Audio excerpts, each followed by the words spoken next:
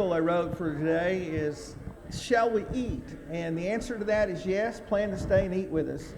They're piling the food up out there. And Terry was going to start 5 minutes early, but now he's a minute late. This morning we're going to continue our presentation on the work in Panama. So we'll give a report. This today is going to focus on the physical side of it. I covered the spiritual work that Kathy and I did primarily, and this is going to cover Terry and Ruth's work, and he's going to be able to handle most of this. I'll be around for answering questions. But we want to start with a video, and then I think we'll replay this for the congregation during the worship, just after or before the announcements. So I'm going to get that up, and Terry, you can talk till I get it.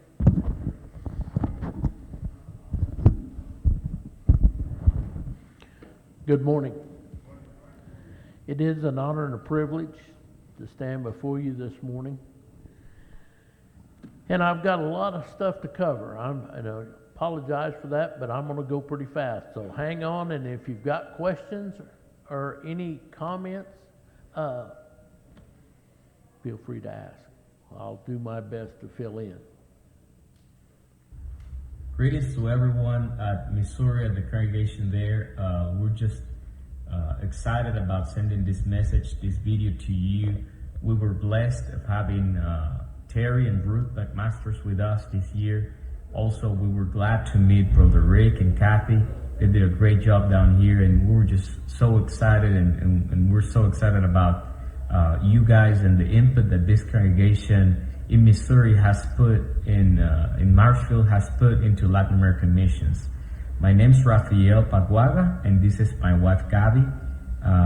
We are part of Latin American missions. I'm actually serving with translation and campaigns and all that's related to it, to different parts of Latin America. I'm also serving as a teacher at the Bible school. We just wanted to say hi and tell you guys how much your work means to God first, and also to the work down here.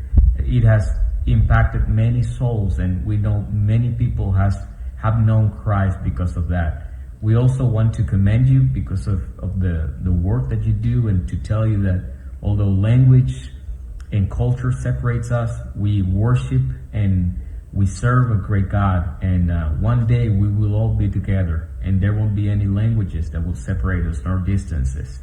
We're looking forward to be with you guys probably in the near future, Lord willing, but for now we just want to say hi and tell you how much you mean to us, although we do not know each other. And so probably that's the message that we wanted to send. So may God bless you, and have a great day. So bye-bye. Bye-bye.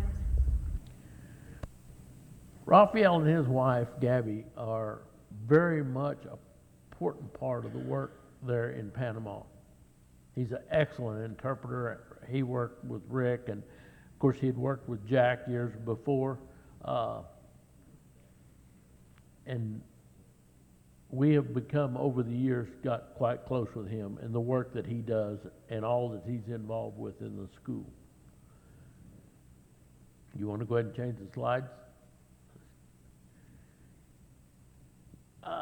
I want to commend this congregation for all we're doing in Central and South America. A lot of you, only through these reports, are the only way you all are having a part, but there's more than that. Your financial support and helping us to go and be a part of this work, and for us to come back and be able to report to you all that's going on. The ones that have went on these trips, like I said, words can't describe. I can tell you all about it over and show you all these pictures, but to go and be a part is something special. I'll just put it that way. This is actually the gate going into the school. Security is a big deal. This is a picture just in front of where the classrooms are, overlooking the entrance of the campus.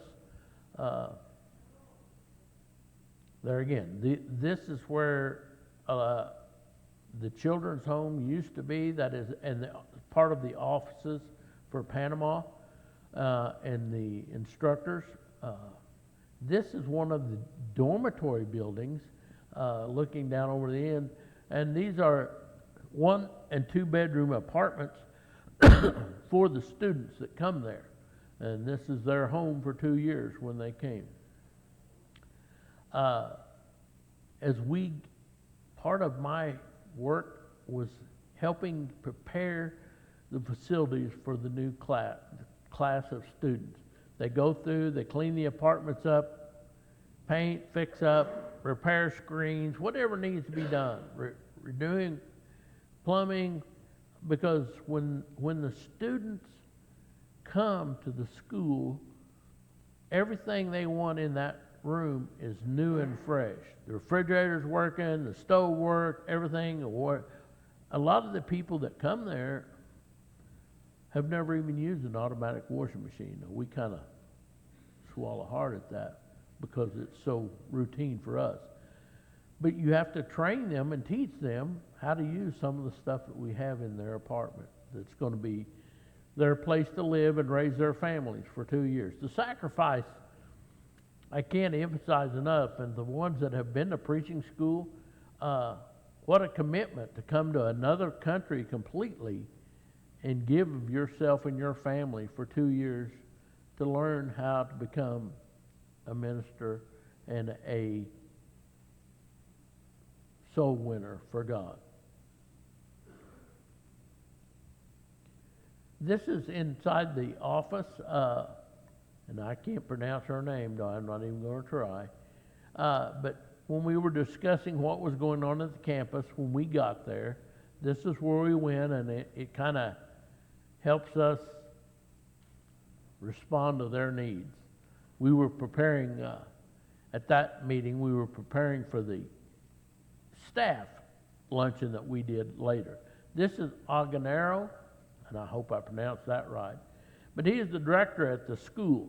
He's a lawyer, takes care of all the political and legal aspects of the school. He's been with the school several years.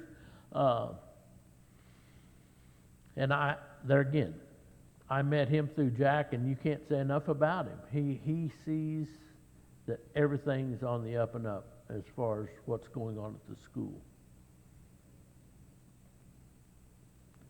And there again, this is another picture from, this kind of gives you an aspect of how big this campus really is. It's 22 acres, and it requires a lot of maintenance and upkeep. And I will show you in just a minute on another slide all that goes in taking care of that. The trash collection, the mowing, just all the work that's required. This is the classrooms where the students actually meet. And we've got a slide later that shows the inside. This is right outside of our apartment where we stayed.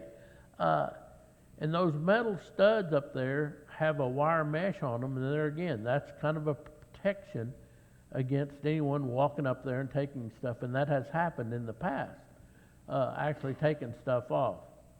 That's me off down there in the edge of the jungle. There again, that's right there behind the apartments. And there's, well, that's the big black nest there is a termite nest. And they really, down there in that climate, termites are terrible. And in the middle picture, if you can kind of zoom in, is bananas. And that was growing in a tree right outside our room too. Several different kinds of fruit. Mangoes and papayas and stuff that all just grow natural right there in that area. This is kind of the skyline looking out from one of the hills there on campus, and of course you can see the concrete block wall and the wire mesh and stuff on top of it is partly what we paid for security around the compound, and it was quite an investment and took a lot of time. And if you can see on top of this is a little better, that is razor wire around the top. That's how bad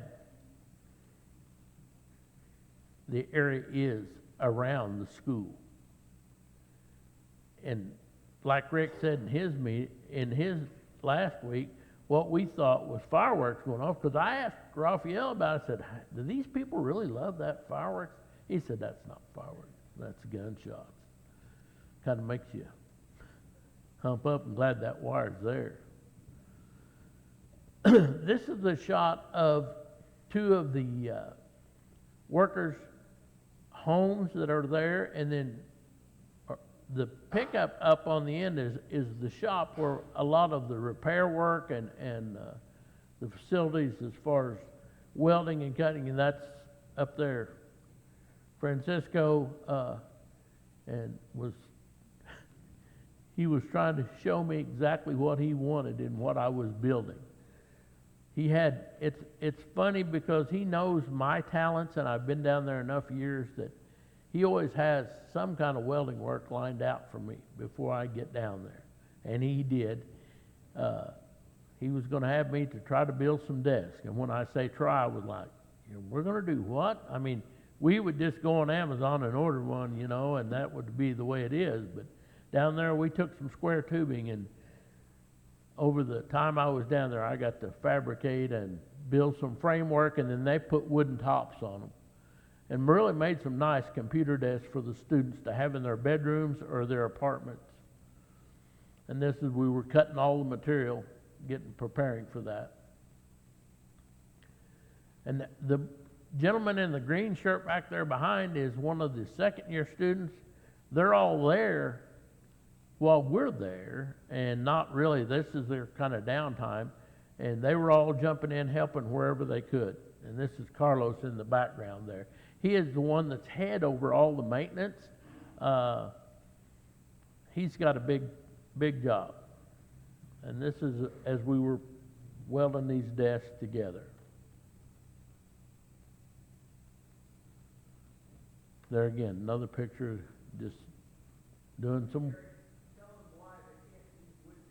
Well, wood, there again, we showed the picture of the termite nest.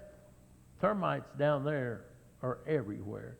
And and anything wood is not good. In that hot, muggy climate, termites just eat. Well, their utility poles are concrete.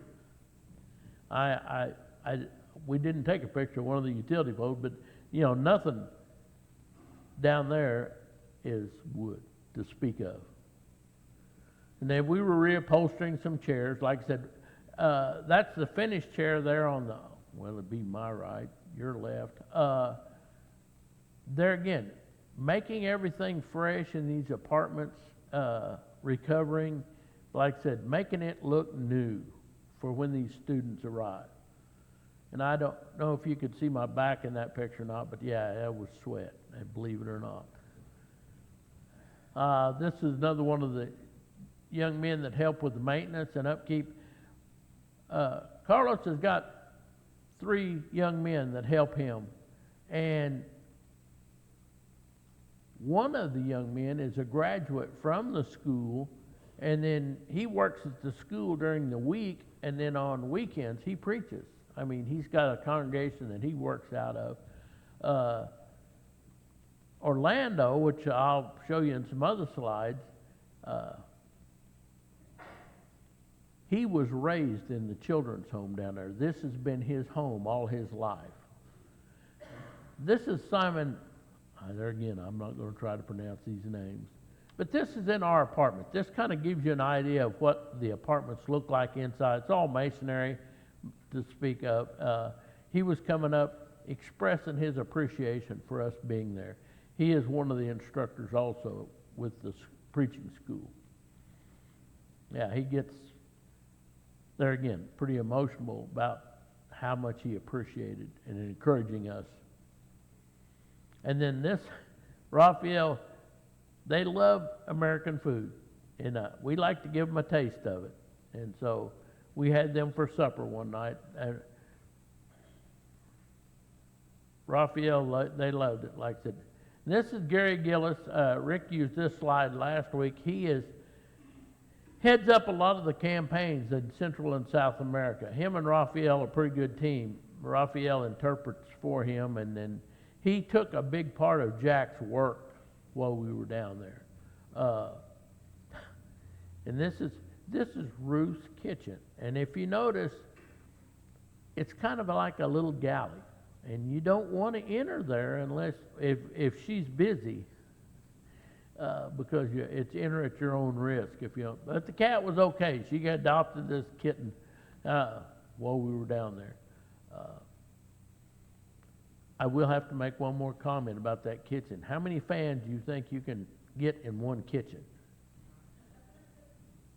She had 5. Had to have some air movement, but bless her heart, she just keeps on trucking. I can't commend her enough. And that's again, we were the picture on the, well, it'd be on your left side or my left side. You're right. I actually purchased a Weber grill while we were down there because that's my favorite cooking utensil. I can cook anything on a Weber, but anyway, and I was cooking for them at every chance I got.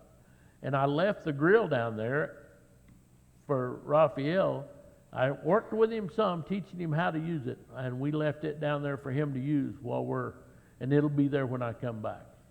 This is the front porch area of our apartment building. You can see the bars on the windows. Those steel doors are pretty heavy duty, but there again, you've got to have that kind of stuff for security. We were getting ready, we were feeding, this picture was of the second year students when we were feeding them. We had a dinner for them, all the ones, and showing how much we appreciate all their sacrificing for coming to that school. Because like I said, them and their families were there, and all the kids loved it too. Golly gee, it was great. And this is some of the ladies that are on the second year students and their children. And of course, that's me cooking again. You imagine that? Anyway, and Ruth making sure I was doing it right. You know, I got to have an inspector behind me.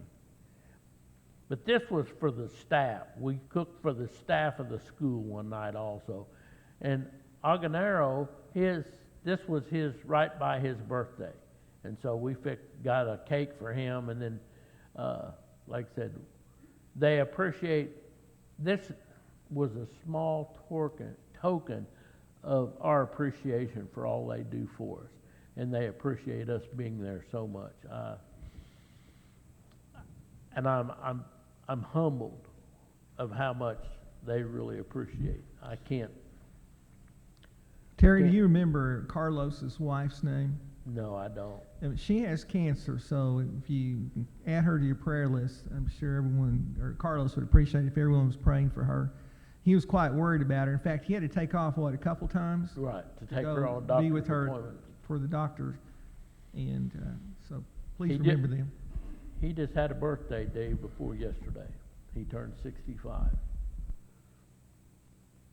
And there again, this was us addressing the staff, expressing to them how much we appreciate all they do. Because like I said, you know, we're down there for, 3 or 4 weeks. They're there all the time. This is their home. And then, of course, the Young Ministers Camp, which Rick was really heavy involved in. I hate to say this, but I'd seen it going on, but I'm always busy going different directions than Rick. Like I said, I go down to, and this is the classroom. I showed you the picture earlier of the outside of it. This is really nice facilities. It's air conditioned and everything so they can focus on their education. These are the young men from the Young Preachers Camp as they break down into different groups, studying how to lead and do devotionals and do a sermon. And there again, I look like the odd duck in this. I don't know why.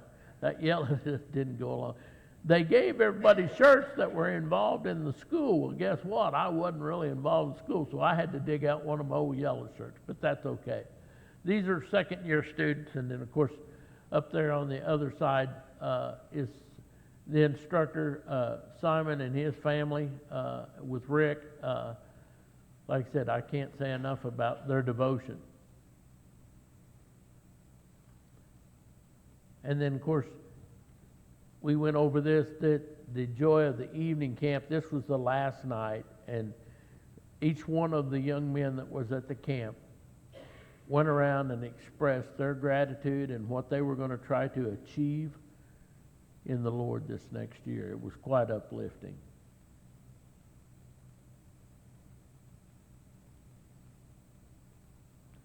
And this is their baptistry. It's not too much different than ours.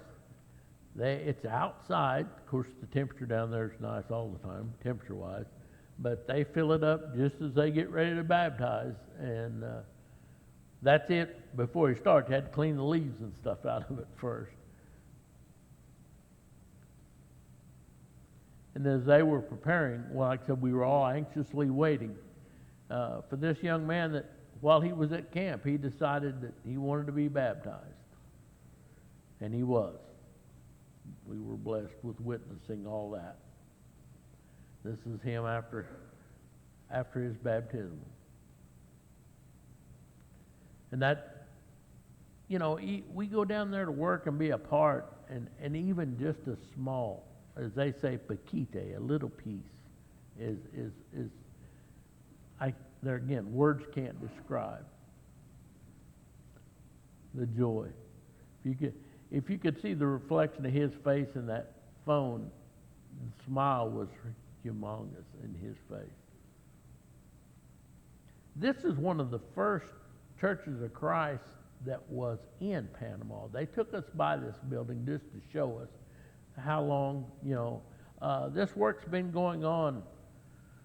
Bob Bryson started this back in 1957, mainly because of the military that was down there, because of the American influx, but look what it's developed into today. It's sending preachers literally all over Central and South America. And because of the help that we help send down there, this can all happen. And this is the church building where we went to church while we were there. It's off campus, but it's another one of the congregations. This is in a pretty rough area. There again, you see the razor wire around the top of the fence. This was a private residence, and when the gentleman died, he donated that to this congregation, and they converted that house into their facility to worship. And this is the inside room. Like I said, it's not real big. You can see Ruth and I in the front row there, and then Gabby's back behind, and then Kathy's on back just a little further. So, and I wish you could hear this song leader. He talked about lighting your fire. I would like to have a video of just him leading singing. He really exhilarates the spirit that he had. And this on the left is, or in the middle there, is the young man that was baptized, and then later in that week passed away. And then the lady on the right is the one that asked for, that Sunday we were there, asked for prayers on behalf of some issues going on in her life. And then, of course, this is the young man that we baptized. We didn't, God did. Truly blessed us. There again, what can you say when you give a guy a hug? You know, the devil's biggest tool is you've always got tomorrow. Always. Don't get in a hurry, you got tomorrow. Do you think that was on that young man's mind when he got baptized? That he wasn't going to live to see another Sunday? Pretty tough. It really, really is. Emotionally and physically both. And where's Ron Thompson at? Is he in here? Well, I wanted him to see this lady's skirt. If you notice, it's got green squirrels all over it. This is a native dress, and she was very proud. These two individuals are native Panama, and that's a native dress that she had on. And I wanted Ron to be sure and see that. Anyway. This is one of the first year students as he arrived on that last Wednesday night before we left. He was from Peru, and this is going to be his home, and it's not a very big place. The single men's dorms are not very big at all, but that's where he was. And this is the group that came in from Peru. That last night we were there. The three people in the middle, that is the lady in the red shirt, is the one that got to looking at me, and I thought something was going on. And she recognized us from one of our past trips to Peru. You know, you never know how your life's going to interact with someone else. And she came over after we introduced her to their apartment. She came over and gave me a big hug and told me thank you in Spanish for being there and helping. And can you put a price on something like that? I don't know. Hey, Terry, I talked to Raphael on Friday, and the gentleman in the left, who speaks good English, he's worked as an interpreter for Americans. The one in the orange vest. Yeah. But he said that when he got there, that he was having a hard time. Well, we even noted it. He was having a hard time with the heat and humidity because they come from a cold climate. And you'll notice that he's still got his heavy vest or jacket on, and I don't think he got the memo about it being so hot there and humid. But Raphael said he had a hard time physically. He was coming to class late the first week, 2 hours late.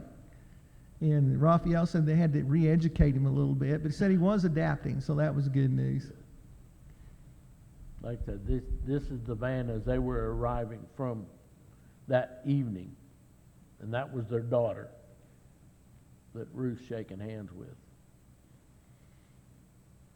And this is the apartment where they will be living. We took these shots. Like I said, if you notice all the pans and dishes back behind them, that's all brand new stuff. It's not fancy, but it's all brand new. Fresh sheets on the bed linens, everything. When they walk in that apartment for their home for the next 2 years, it's all brand new.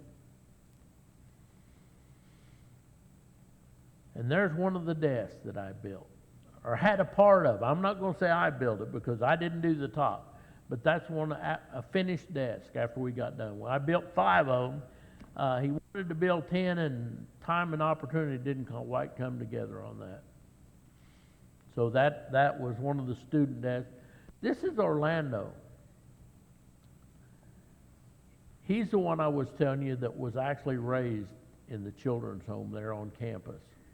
So this has been his home forever, ever since he was a small child. He also works in maintenance. Very gifted young man. In fact, stick welding, he can outweld me by a long shot, but I don't stick weld at home, but he does. And I can honestly say, you can see that picture of him there. He just got married on the 22nd of last month. And so that's him and his new bride. In fact, I got to watch his whole wedding. They videoed it for me and sent it to me. He and I get along real good. When we're working together, since he welds, he knows I don't even have to ask for something. If I need something, I reach my hand around and he's got it in my hand. It's pretty incredible. And the same way, when he's welding, I have enough foresight and knowledge that, like I said, we just kind of team up. We went to looking for a welder, and I'm going to put this plea on it. While we were down there, we went shopping for a new machine for them, other than just stick welding, to try to get them more versatility and updated equipment. And I'm presently trying to raise funds for that. I've already acquired some, but if anyone would like to help out on purchasing that welder, we'll just put it in the communion and earmark it, welding equipment, and it will go. The far pictures, when we were looking for this welding equipment, he put this hood on. It was one self-darkening hood. And man, his eyes lit up like you'd had to been there. And it's that hood was very top of the line. And ended up, I had some extra money with me, and so as a wedding present, I got him that hood. And that's me handing him that hood. This is another one of the maintenance guys' baby. His name is Chippo, and I've got acquainted with him several years too. Him and his wife, he's the one that had works there on campus and also preaches outside. He's got his own congregation that he works at. And this is their baby. It was a month and a half old. And we were enjoying seeing his baby. Yeah. Anyway, it was another one more. And this is a picture of the baptistry area. It's just off the side of the hill. And the other picture is me looking at one of the new mattresses they were putting in the apartments. There again, just busy time. Every time you turn around, there's something else to do. And this is inside one of the apartments, kind of show you basically when they're working and getting the apartments ready. They shut the school. They graduate a class of students early December, or like the first week in December, and then they take a break, and then the new students start coming in the last of January. So all the cleanup and maintenance and everything, you've got a short time span to work and get everything fixed up for the new incoming preachers. This year we had 7 single men and 3 families came in to start their preaching. And they're again, Colombia, South America, all over the place. Honduras, Nicaragua, it's quite a screening process too for them to make sure these young men have got the right attitude when they come to school, that they're devoted to God. That was a big part of Jack's work. And you know, I have to say, if it wasn't for Jack Farber and Bob Lewis, I wouldn't be here that way today. They're such an influence in my life. Terry, what's amazing, if you notice the crib over on the right-hand side, they bring these families in with young children, even infants, to spend the 2 years here. And what is amazing, when we look at that preacher's camp, there's 3 to 4 generations that attend that camp of preachers. They're preachers' kids. And they go on to be preachers and go to school there. And so now the school is self-perpetuating from they get the preachers, they get the preachers' kids, they get their kids and their kids. And so it's pretty amazing to think of the influence that they've had in establishing, as mentioned last week, I think it was in the bulletin, but I believe it was over 300 congregations, if I remember correctly, that are established in Panama primarily because of that work Jack did in the in the middle of the 50s. And so this is a work that has proved itself, which is to me amazing. And I was overwhelmed at that. As mentioned, for me it was like standing on the edge of the Grand Canyon. I know pictures don't tell all the story, but there is quite a story there. And we're truly thankful to be able to see that work. And the fact that at the young preachers training camp, they had to turn people away. I mean, they allotted for 70, and there was more young men that still wanted to come that they didn't have room for. And there again, like I said, the physical needs, and I'm gonna offer this, please. Anybody that would like to go down and spend a week working at the school, Ruth and I next year are planning on being at least a month or a month and a half next year. They want us back that bad.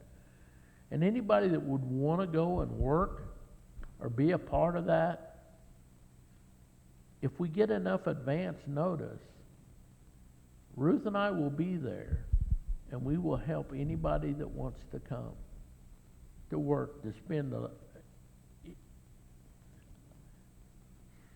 like I've always said, you can't outgive God. And to give of yourself, I mean, it's great to give financial means, don't get me wrong, but sometimes it takes a little bit of giving of yourself. Nacho and everybody Paul, all the ones that have been on trips in the past understand that completely. I'm just humbled beyond belief because of the opportunities I've had to go and be a part of. And it kind of gets in your blood. I hate, it's kind of like fishing. It gets addictive. But like I said, I need some funds to buy that welder. Also, we did have some funds, that battery-powered grinder, 4.5-inch cutoff grinder, we did buy for them. We did have enough funds out of what you all sent us to purchase that for them, because where a lot of places they're at, they do not have electricity to do the equipment, to use the equipment. And I told them when we bought this for them, I said, that was on my bucket list for tools I wanted at home, but I don't have one. So we made sure that they had continue to have the tools they need to carry on the work. And they very much appreciate it.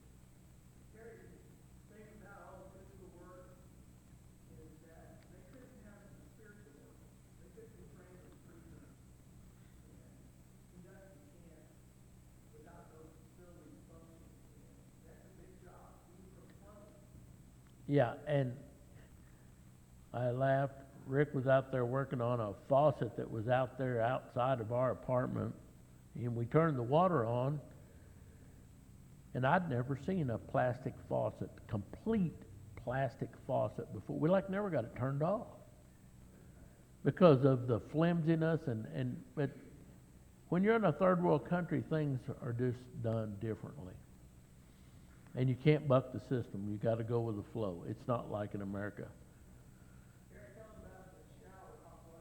Oh, yeah, we didn't get a picture of that, but down there they don't have hot water. I mean, it's just not, that's a luxury that they just don't do. I mean, if you want hot water, you've got a stove, you heat a pan on the stove back like we did years ago. But on the shower heads, they have a 110 unit that comes out, and the water runs through it, and there's a heat adjustment on that if you want warm water, you just turn it up. And a lot of your third world countries that way, like Europe and stuff, they don't store hot water. They don't have hot water tanks. They have instantaneous hot water, a lot like what we've just installed out here in the new kitchen. It doesn't store hot water. It's only on when you turn it on. And in Europe, I understand that's been the standard for years. We run into that in Peru. I have to laugh because it brings back a funny memory. When we would get done at night at a campaign, we'd all run back to the hotel, and the guy that run the place would not turn the heat on till almost the time we got there. Well, then everybody was fighting to get a shower first to get a little bit of hot water, or it would go to blowing the breakers and stuff because of the demand on the electricity. Everybody trying to use it at once. This is Raphael, and he's also, there again, this is another special need, and I get to keep hammering the financial end because that's not my really good realm.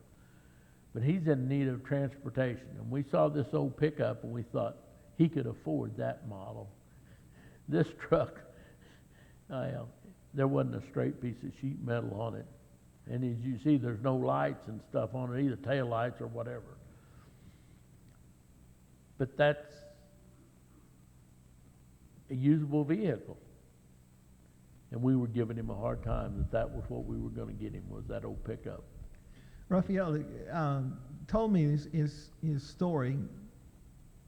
Why he didn't have a car. He had a car, but he got sick with something pretty serious. Ended up with a tremendous hospital bill, and his dad loaned him the money. And so after he was in Honduras at the time, when he got back to Panama, he sold his car to pay his dad back, and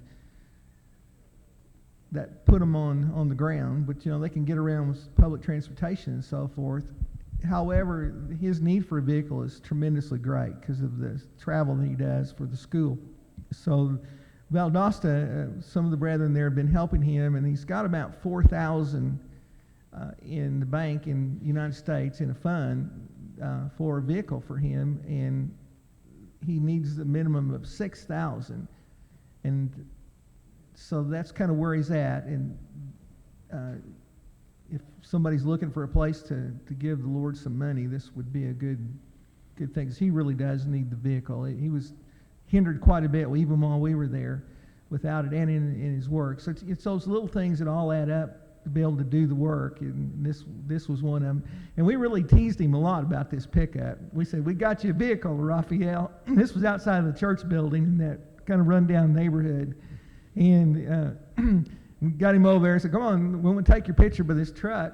And I was taking a bunch of pictures like I did everywhere. And unfortunately, I didn't know it, but he said, we need to get out of here. This is not a safe place. And so we hiked it back to the church building. And but it speaks volumes to his challenges. And so just to make you aware of that need. To go and be a part, I mentioned to some that while I was down there, somebody had donated a fairly good sized 4-wheel drive John Deere tractor. I mean, this is, it was, and I walked over there and looked it over, and because, like I said, there was part of the compound there that needed to be brush hogged, and there sat a brand new 8-foot brush hog that had never been hooked onto that tractor. And I was like, why aren't you using this? And apparently no one had really shown them how to use this tractor. Somebody saw their need and donated it, but they had not had the time. And I thought of several in this crowd. I thought, man, you guys down here, you mop up real fast with this and make it look good. The paint on the inside of the bucket was still there. And then I crawled up on it and looked at the hour meter. It had less than 100 hours. They had put a tiller. They bought it originally when the pandemic hit. Their whole goal was to raise vegetables, the students to raise garden there, and it had a big tiller to go on the back of the tractor, and they'd used it for that. And they had a brand new post hole digger. I mean, like I said, it was very obvious they needed a little training. And then when I found out about it, I said, why didn't you tell me this? I would have done some serious work. Even though I'm not an expert on a tractor, I could have done some damage with that tractor if they'd have turned me loose. But anyway, those are just some of the needs there. There again, I would love for some of you all to come down and be a part. I am going to reach out with some other congregations and stuff and see if they will help out too and are willing to go. In the years past, they had a couple of gentlemen that used to come down when Jack was really involved from Tennessee, and they poured concrete. They did a little bit of everything. They put suspended ceiling like we did out here. They any need, and if they know your skill level, then they will line out or try to get funding and do, for some of the work that's going on. One of the ladies from Arizona even came and taught ladies classes and instructed them how to what was required of them to be a proper, I won't say, I shouldn't use that word. How to be a supportive wife of a preacher and working with the kids and all the stuff involved.